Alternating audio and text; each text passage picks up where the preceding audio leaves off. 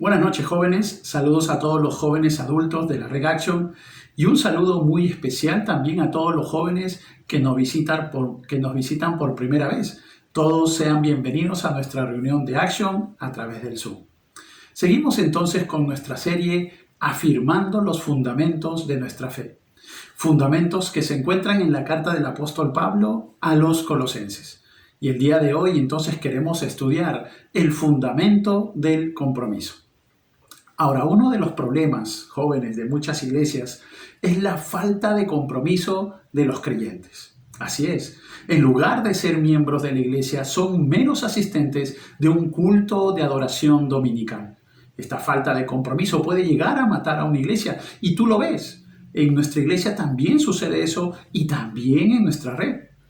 Ahora, tú te puedes preguntar, pastor, ¿por qué una iglesia puede llegar a tener un grupo de cristianos que solo son meros asistentes y no miembros comprometidos? Te doy algunas razones por lo cual sucede esto. Primero, la influencia de nuestra sociedad en la vida de la iglesia.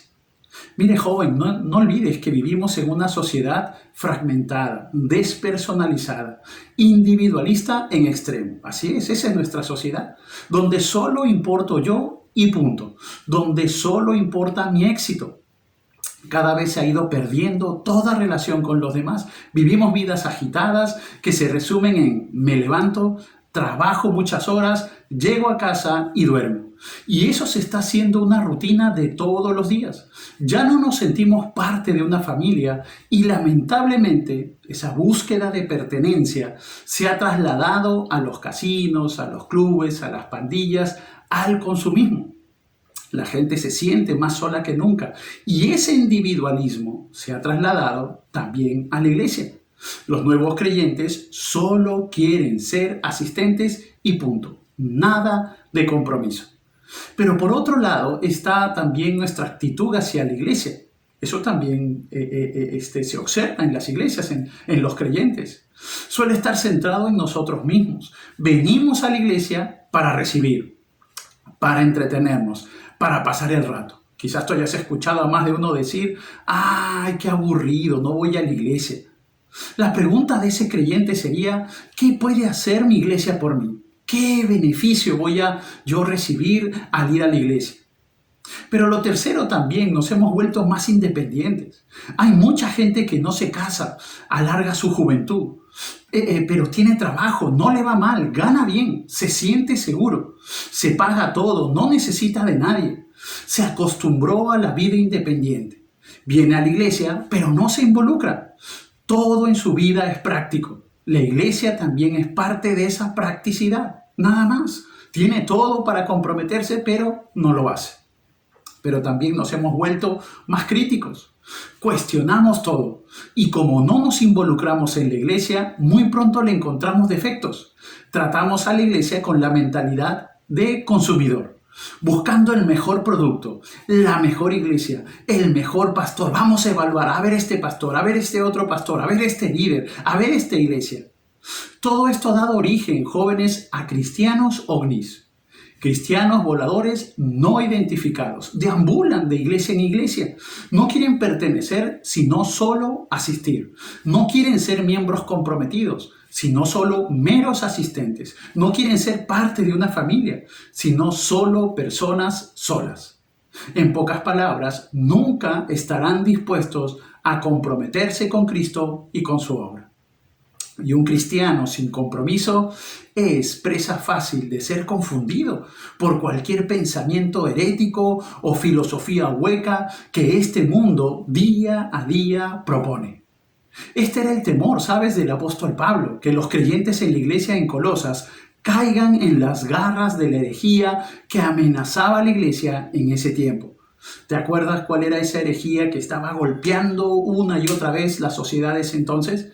Era la herejía gnóstica. Era una filosofía que pretendía dar conocimiento acerca del origen del mal y del universo. Era una mezcla de creencias de la época que reunía el misticismo oriental, la religión griega, el judaísmo y algunos elementos del cristianismo. Era una mezcla de diversos pensamientos y filosofías. Es por eso que el apóstol Pablo empieza en el verso 1 diciendo, mira lo que dice el apóstol Pablo. porque quiero que sepáis cuán gran lucha sostengo por vosotros y por los que están en la Odisea y por todos los que nunca han visto mi rostro. Ahora, el gran amor y compromiso del apóstol Pablo por Dios y por su iglesia se mostraba a través de su preocupación por los creyentes de Colosas, los creyentes de la Odisea y aún de aquellos hermanos que él no conocía. ¿Cuál era la preocupación de Pablo? Que la iglesia le faltaba compromiso. Así es el compromiso de los creyentes con Dios, con su iglesia, que eso los lleve a la confusión y a alejarse del Señor. Para no terminar así, Pablo les pide a estos hermanos y a nosotros también que vivamos comprometidos con 4 cosas importantes en la fe. 4 cosas importantes, jóvenes, para vivir comprometidos con el Señor y con su obra. Primero, comprometidos con fortalecer el corazón. Pablo inicia el verso 2 diciendo, para que sean consolados sus corazones.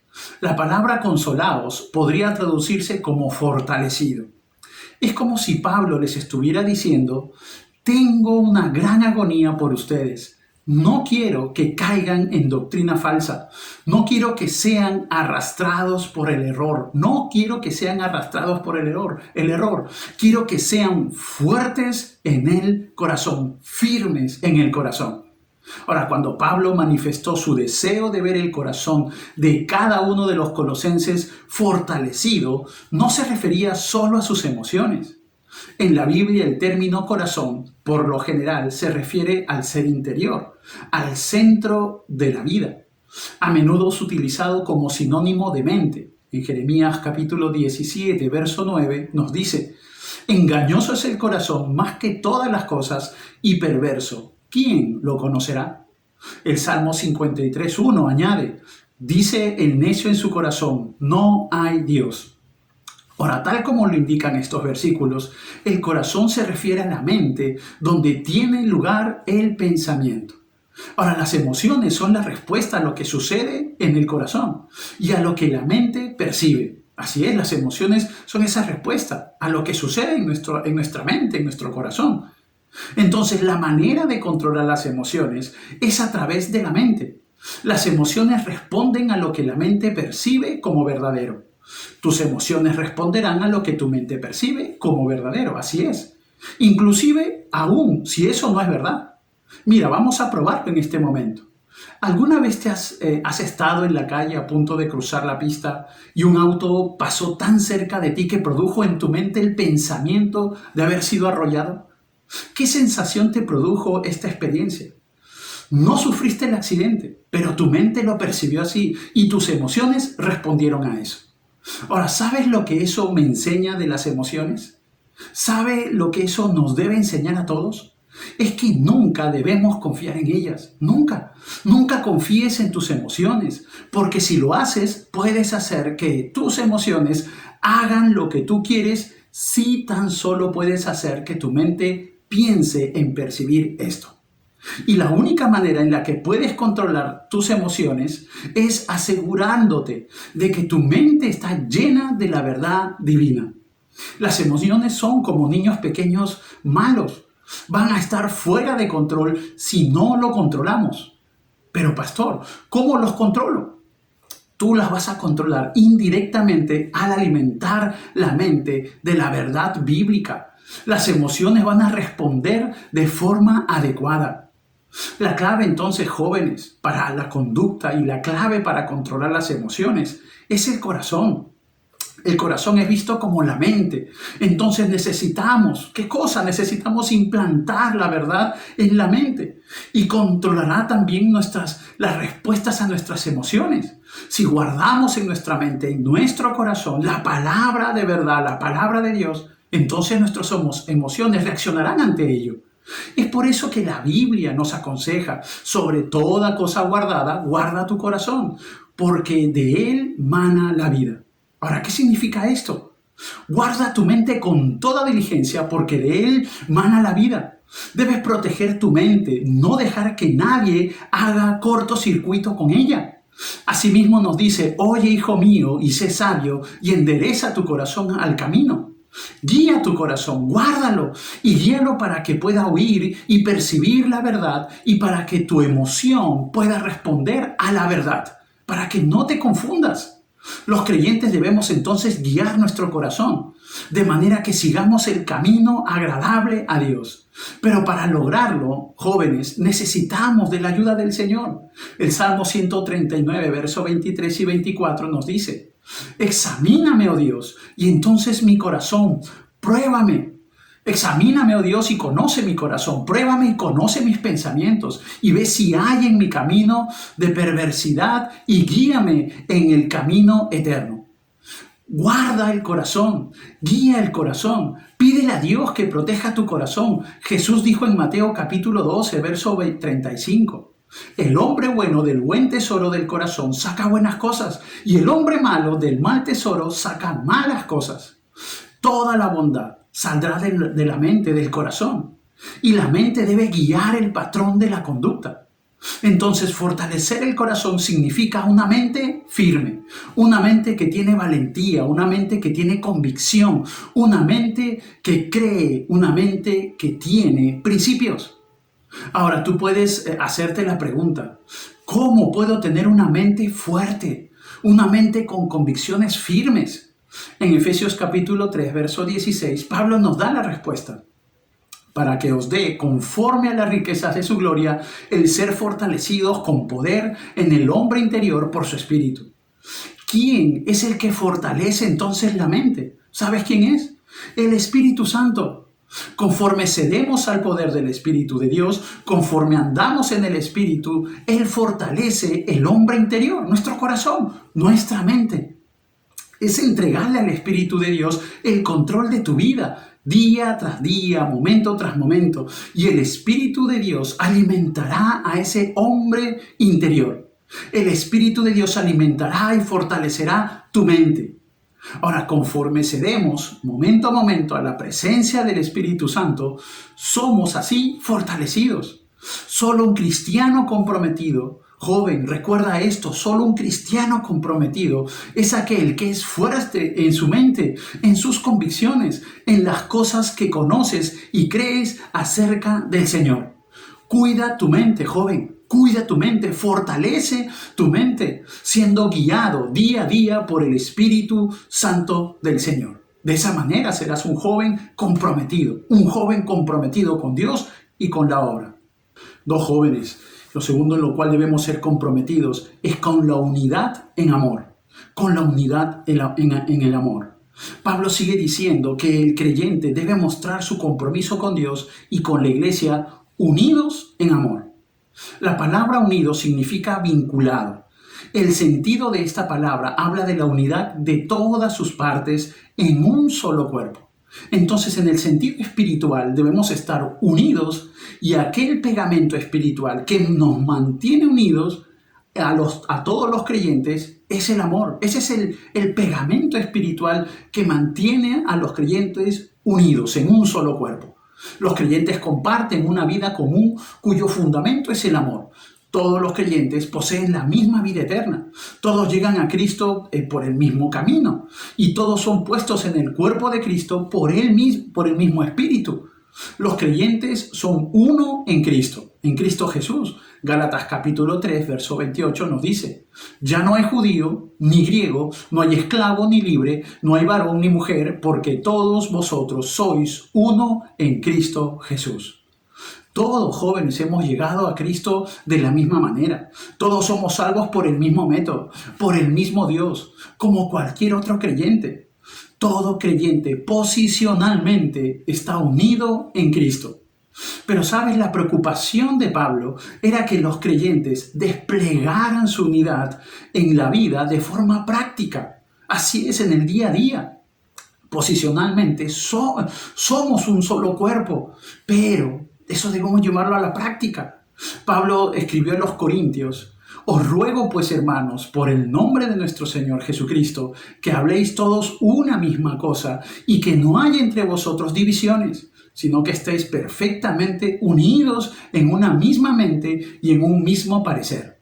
En otras palabras, son uno. Ahora actúen como uno en la práctica. Condúzcanse como uno. Pero ahora tú te preguntarás, ¿cuál es la clave para alcanzar la unidad en su manifestación práctica? Mira, nos lo dice Efesios 4:3. Solícitos en guardar la unidad del Espíritu en el vínculo de la paz. La manera entonces de preservar la unidad que el Espíritu nos ha concedido es convirtiéndonos en pacificadores. Escucha bien, joven. Convirtiéndonos en pacificadores, guardamos el vínculo, la unidad en amor. Los pacificadores se aman y este amor se demuestra cuando los creyentes cumplen estas palabras. Vestíos pues como escogidos de Dios, santos y amados, de entrañable misericordia, de benignidad, de humildad, de mansedumbre, de paciencia, soportándoos unos a otros y perdonándoos unos a otros. Si alguno tuviere queja contra otro, de la manera que Cristo os perdonó, así también hacedlo vosotros. Entonces el vínculo de la paz es el amor. Lo que nos hace estar en paz con otros creyentes es el amor, jóvenes. Y notarán que el amor está vinculado con la humildad, porque solo la gente humilde tiene la capacidad de amar. La gente orgullosa no puede amar. ¿Y sabes por qué? Porque están demasiado ocupados en sí mismos, demasiado ocupados en la gratificación personal. Ellos no otorgan su amor a otros, no. Ellos más bien están buscando de otros el amor. La gente humilde, recuerda, siempre da. El orgulloso siempre demanda, siempre pide. La humildad es la llave que abre la puerta al amor y a la unidad. Y la ilustración perfecta de este principio es la manera como Cristo se despojó a sí mismo y obedeció hasta la muerte. Cuando los cristianos practican dicha humildad, entonces terminarán sintiendo lo mismo, teniendo el mismo amor, unánimes, sintiendo una misma cosa. El apóstol Juan también consideró el sacrificio de Cristo como el ejemplo supremo de amor. En esto hemos conocido el amor, nos dice Juan, en que Él puso su vida por nosotros. También nosotros debemos poner nuestras vidas por los hermanos. Ahora, joven, teniendo en cuenta que la mayoría de cristianos no tendrán la ocasión de morir por otros, Juan ofrece una prueba de amor más práctica. Mira lo que nos dice Juan. Pero el que tiene bienes de este mundo y ve a su hermano tener necesidad y cierra contra él su corazón, ¿cómo mora el amor de Dios en él? Hijitos míos, no amemos de palabra ni de lengua, sino de hecho y en verdad, de manera práctica. No de palabra, de lengua, no solamente con palabras, sino de manera práctica. Amar no significa sentir aprecio hacia las personas, no. No es sentir algo espiritual o algo así. Amar es satisfacer las necesidades de otro de manera práctica. La última vez que hiciste un sacrificio entonces por otra persona fue la última vez que lo amaste. El amor es ante todo una acción que es seguida de las emociones, de manera que un corazón fortalecido es un corazón que ha aprendido a amar. Un corazón se fortalece cuando hemos aprendido a amar. Y la historia del buen samaritano es la ilustración perfecta del amor práctico. En Lucas capítulo 10 nos dice que él va por el camino a Jericó y ve a un hombre que ha sido golpeado por los ladrones, casi inconsciente. El buen samaritano se acercó al hombre, lo vendó, lo llevó a la posada, cuidó de él. ¿Cuál es ese acto de amor entonces? ¿Cuál es ese acto de amor? El acto de amor es este. No es emocional y no es porque él conocía al hombre y no es porque el hombre tuvo una gran personalidad, no. Aquí el punto es que hay un hombre con una necesidad y allí estuvo el buen samaritano para satisfacerla. Eso es amor. Aquí hay una gran necesidad. El amor satisface entonces una necesidad y aquellos que han hecho eso han experimentado la emoción que viene siguiendo después de este tipo de acto. ¿Ves una necesidad? ¿Satisfaces una necesidad? ¿Sabes, joven? Si haces eso, entonces estás amando. Entonces estás amando. El amor práctico, eso nos une. Eso nos une. Tercero, joven, debes estar comprometido también a vivir la palabra de Dios. Vivir la palabra de Dios.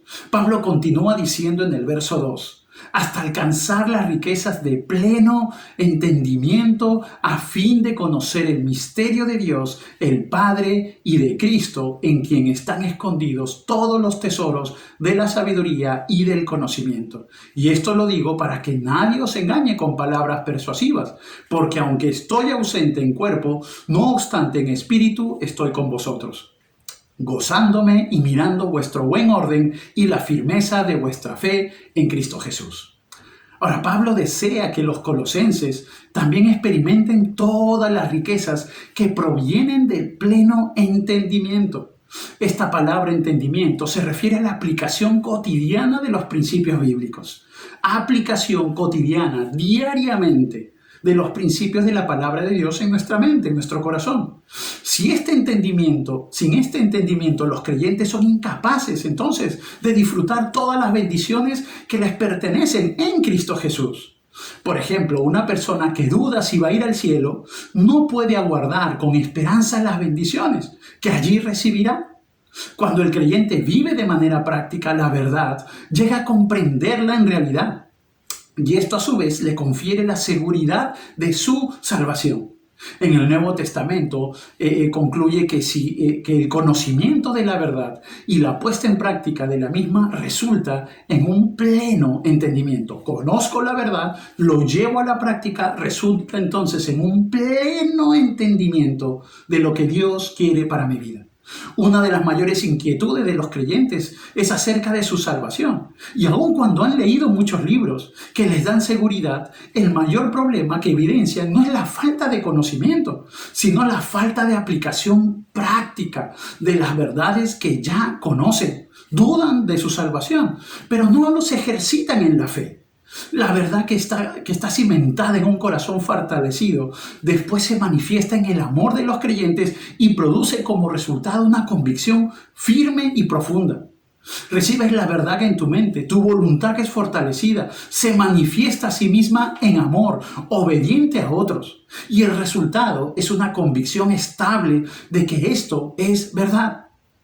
Pero para llevar a la práctica los principios bíblicos, joven, es necesario lo siguiente: conocer el misterio de Dios el Padre y de Cristo, en quien están escondidos todos los tesoros de la sabiduría y del conocimiento. Ahora, ¿qué quiere decir Pablo? ¿Sabes lo que él quiere decir? Que para lograr este entendimiento es necesario que estés convencido de la deidad y la suficiencia total de Cristo. Es lo que Pablo está diciendo. Debes estar convencido de ello para lograr ese entendimiento. Que el Dios escondido se ha manifestado a sí mismo en el Cristo revelado. Pablo dice: quiero que tengan certeza estable, absoluta, y reconozcan que el misterio de Dios, esto es, el Dios escondido, es revelado como Cristo, y que en Él están escondidos todos los tesoros de la sabiduría y del conocimiento. Esto es suficiencia. ¿Y por qué dice esto Pablo? Porque esas son las dos cosas que los maestros falsos en Colosas estaban atacando. Estaban atacando la deidad de Cristo y su suficiencia para salvar. Es suficiente Salvador. Pero estos falsos maestros estaban atacando estos dos principios. Y estas personas llegaban a Colosas atacando la deidad de Jesucristo. Estaban diciendo que Jesús simplemente era una de estas emanaciones, simplemente una especie de ser angelical, una buena emanación, un buen espíritu, como muchos otros. Y ellos estaban diciendo que no es suficiente que vengan a Cristo para salvación, sino que necesitaban un conocimiento superior del universo. Él simplemente es un peldaño a la escalera, decían ellos, para ser salvos. Ellos decían que para ser salvos necesitaban una sabiduría superior y buscar algún conocimiento misterioso. Y Pablo está diciendo: miren, no quiero que se metan en eso. Quiero que tengan una certeza absoluta, estable, acerca de las riquezas que poseen. Y lo primero de lo que tienen que estar seguros es que Cristo no es ningún otro Dios que el Dios escondido revelado. Si tú estás dudando con esto, entonces, joven, estás en problemas. Se ha permitido que esa idea falsa de los testigos de Jehová, que niegan la deidad de Cristo, se has permitido que ese pensamiento llegue a tu mente, a tu cabeza. Te encuentras en graves problemas. Así es. Mira lo que dice en 1 de Timoteo capítulo 3, verso 16. Explica con detalle todo el misterio de Dios. Dice, e indiscutiblemente grande es el misterio de la piedad. Dios fue manifestado en carne, justificado en el Espíritu, visto de los ángeles, predicado a los ángeles, creído en el mundo, recibido arriba en gloria. Dios fue manifestado en la carne, justificado en el Espíritu, visto de los ángeles, predicado a los ángeles, creído en el mundo y recibido arriba en gloria. Entonces les pregunto, ¿cuál es el misterio de la piedad? ¿Cuál es? Jesucristo. Cada una de esas frases lo describe a Él, a Cristo Jesús.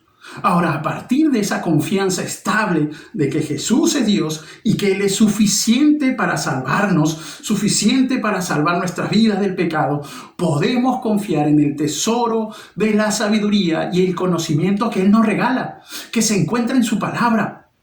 Y puedo afirmar con completa certeza que la totalidad de su palabra es verdad. Toda su palabra, sus promesas, su voluntad en su palabra es verdad. Entonces, cuando tienes esa convicción estable acerca de quién Él es, entonces puedes gastar sus riquezas, puedes disfrutarlas. Esto es lo que Pablo está diciendo. Esas promesas de su palabra las puedes hacer viva en tu corazón. Pero si no estás seguro de quién es Jesús, tienes algunos problemas al creer que es Dios, entonces no podrás recibir de las riquezas y de la palabra de Dios. Así es, no podrás recibir. Si todavía estás dudando que Cristo es Dios, algo que debemos considerar es que los tesoros de la sabiduría y del conocimiento en Cristo están escondidos de todas las personas, menos de los creyentes. Pablo nos dice en el verso 3, en quien están escondidos todos los tesoros de la sabiduría y del conocimiento. Lo único que tienes que hacer es ir allí y recogerlos. ¿Y sabes cómo es? Es como una mina de diamantes a la cual alguien le quita la tapa y entras y recoges los diamantes. ¿No? Imagínate una mina, abres la tapa, está abierta y tú vas y los tomas. Están todos allí, tú los puedes tomar para tu vida. Lo único que tienes que hacer es procurar con diligencia, presentarte a Dios aprobado. Lo único que tienes que hacer es dejar que la palabra de Cristo more en abundancia en tu corazón, en tu mente. Ahora, ¿por qué Pablo estaba tan preocupado para que el creyente se comprometiera en llenar su mente con la palabra de Dios? Pablo nos responde en el verso 4. Y esto lo digo para que nadie os engañe con palabras persuasivas. En otras palabras, Pablo les está diciendo, quiero advertirles en contra de alguien que quiera desviarlos mediante argumentos sospechosos y retórica persuasiva. Quiero ayudarles, quiero que ustedes estén firmes. La principal arma del ataque de todos los sistemas que son de esa falsa doctrina a lo largo de la historia ha sido siempre negar la deidad de Cristo y en ocasiones también su suficiencia para salvar y santificar.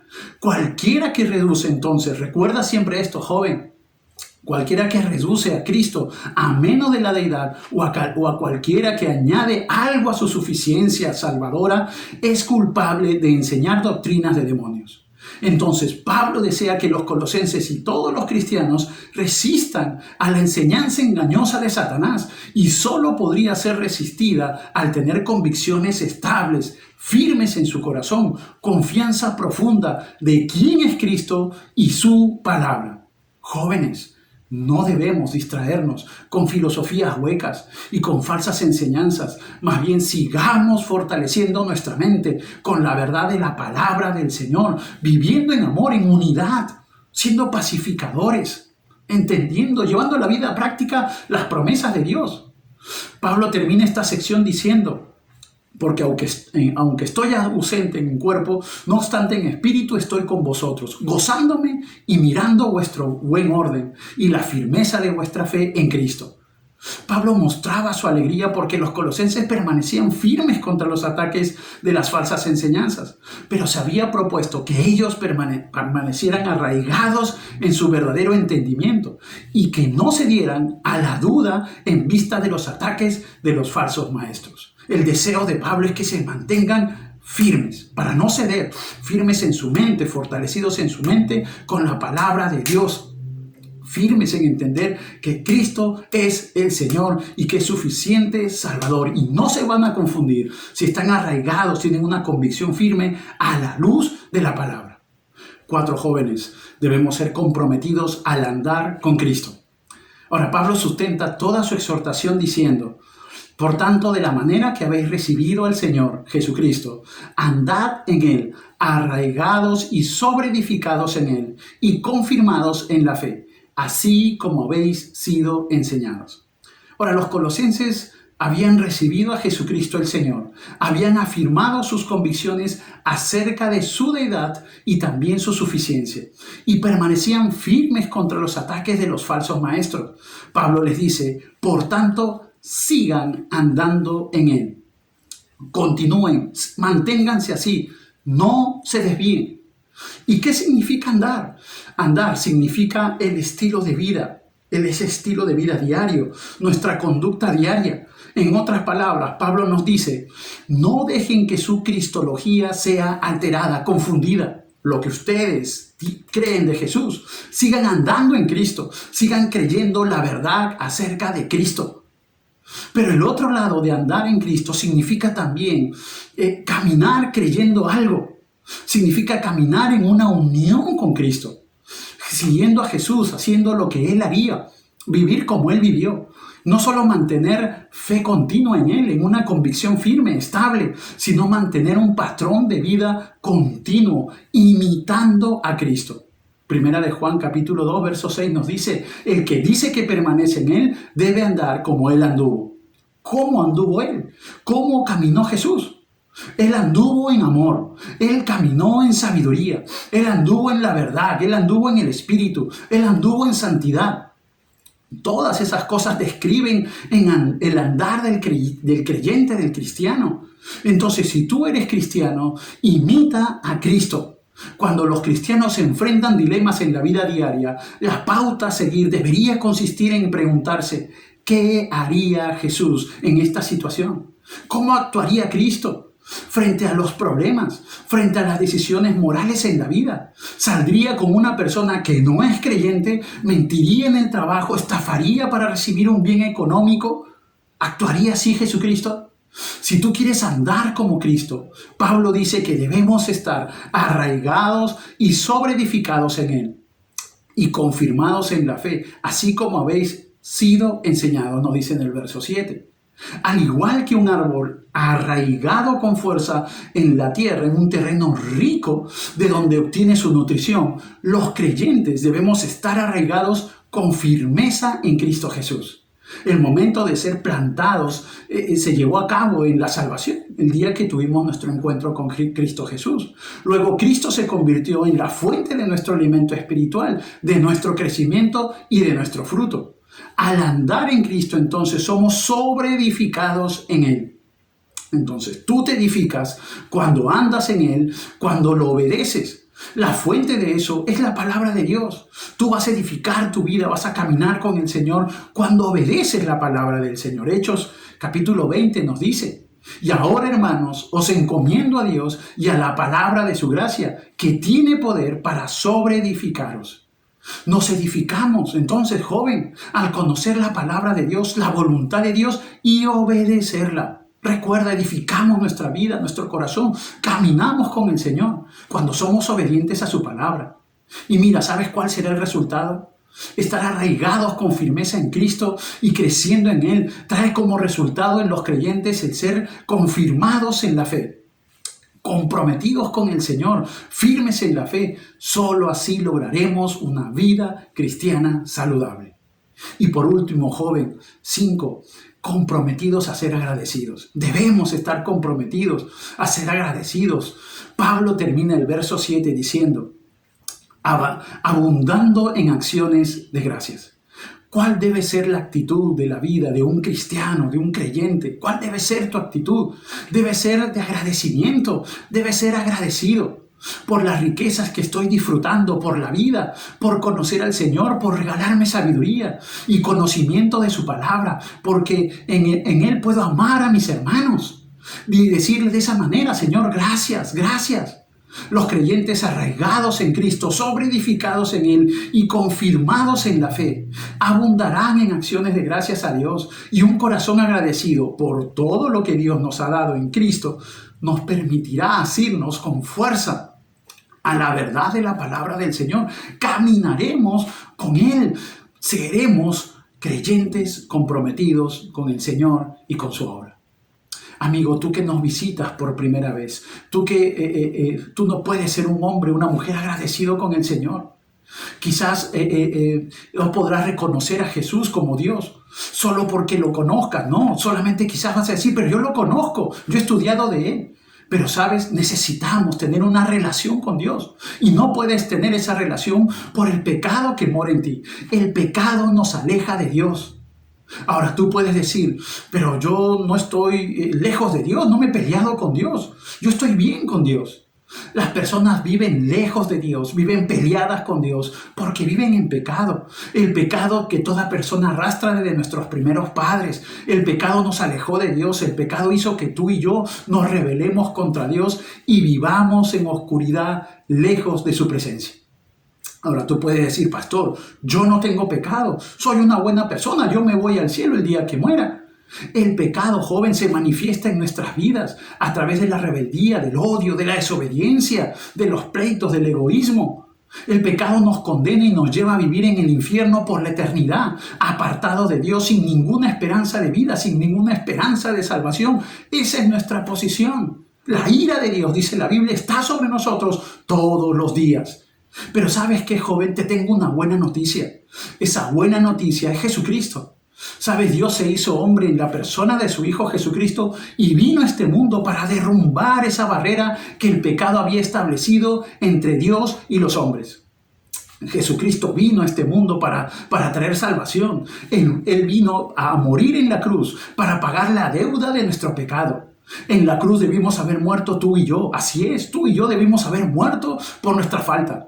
Porque la paga del pecado es muerte. Tú y yo debimos haber ido a condenación eterna, directamente, alejado de Dios por la eternidad. Pero ¿sabes lo que hizo Cristo?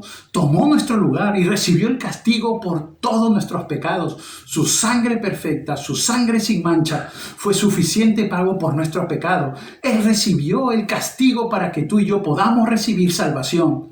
Solo tienes que arrepentirte de tus pecados y hacer de Cristo Rey y Señor de tu vida. Reconoce tu necesidad de Dios, pídele perdón por todos tus pecados, entrégale tu vida a Cristo. Cree en Él y vive ahora en obediencia a su palabra. Solo así podrás tener comunión con Dios, solo así podrás caminar con Él, solo así podrás tener un corazón agradecido con el Señor. Solo así, entregándole tu vida al Señor, reconociendo tus pecados y arrepintiéndote de cada uno de ellos. Joven, ¿tú quieres entregarle tu vida a Cristo? Mira, yo voy a hacer una oración que hice hace varios años atrás, entregándole mi vida a Cristo Jesús. Pero, ¿sabes? Es una oración modelo. Tú tienes que decirlo con tus propias palabras. Yo simplemente voy a orar. Pero tú, si quieres decirle ahí, Señor, yo quiero caminar contigo. Yo quiero tener una fe firme. Yo quiero, Señor, amar a mis hermanos. Señor, yo quiero tener un corazón agradecido. Quiero tener una mente fortalecida en tu palabra. Si quieres eso, entonces, allí con tus propias palabras, ora al Señor. Vamos a orar. Señor, acepto que he vivido lejos de ti. Señor, he vivido peleado, Señor, contigo. Señor, hoy quiero pedirte perdón por vivir de esa manera, lejos de ti, en desobediencia. Señor, hoy quiero caminar contigo. Y, Señor, he descubierto mi necesidad de ti. Señor, quiero entregarte mi vida. Me arrepiento de mis pecados y creo en ti, Señor, como Dios y como suficiente Salvador para mi vida. Dios bendito, pongo mi vida en tus manos. Quiero vivir para ti, quiero obedecer tu palabra. Ayúdame, Señor. Quiero ser salvo en el nombre de Jesús y por la obra de Cristo Jesús. Dios, pongo mi vida en tus manos. Gracias, Señor. Joven, si tú has hecho esta oración, queremos nosotros guiarte y ayudarte y orar por ti también para acompañarte ahora en tu crecimiento espiritual. Entonces, si tú has hecho esta oración sinceramente, entregándole tu vida al Señor, con la persona que te invitó a la reunión, dile, coméntale, mira, yo hice la oración, quiero ahora vivir para Cristo Jesús, me arrepentí de mis pecados, ayúdame ahora a crecer en el Señor. Y coméntale para poder integrarte a una célula y que también puedas llevar un curso que te ayude a seguir conociendo más de nuestro buen Dios. Jóvenes, aquellos que ya vienen asistiendo a la red, los animo a ser comprometidos. Joven, comprométete con el Señor, comprométete con la obra. Es triste ver cristianos que simplemente son asistentes a la iglesia, que simplemente se conectan al culto y luego se retiran así como llegaron. No, comprométete con el Señor a vivir una mente, un corazón comprometido con Dios, lleno de la palabra del Señor, guiado por el Espíritu Santo, caminando con Cristo, con convicciones firmes, declarando que Cristo es nuestro Rey, nuestro Señor, nuestro Dios que vino al mundo para dar su vida por nosotros. Joven, vive así, vive un cristianismo comprometido. Dios te bendiga.